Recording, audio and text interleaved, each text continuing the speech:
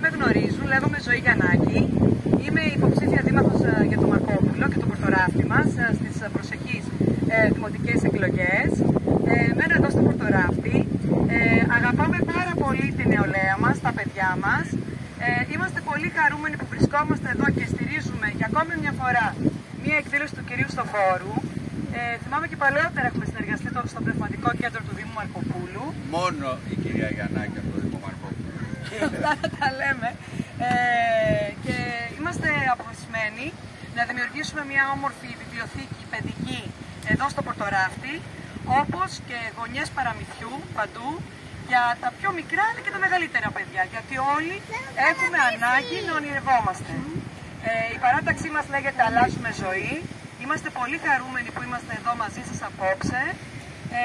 Ευχαριστούμε πάρα πολύ για την πρόσκληση, το συγγραφέα εδώ, το Πορτοράφτη, το διακεκριμένο, τον κύριο Στοφόρο, και την πρωτοβουλία του μέλους μας του Αργυρόπουλου του Αλέξανδρου. Ένα χειροκρότημα για τον Αλέξανδρό μας. Ευχαριστώ, να είστε καλά. Να είστε όλοι καλά, δεν θέλω να μακρηγορήσω άλλο, ο λόγος στο συγγραφέα.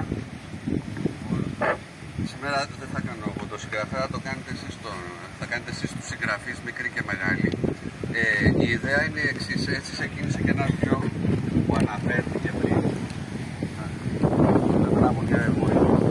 Αυτό είναι το βιβλίο, άμα όποιος είναι παρατηρητικός.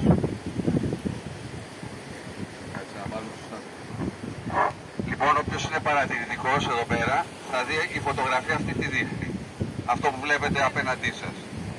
Και κάποιες από τα μοντέλα είναι εδώ πέρα, τώρα αλλά είναι λίγο μεγάλες πια. Δύο από τα μοντέλα του εξωφύλλου που είναι γυρισμένα πλάτη βρίσκονται μαζί μας.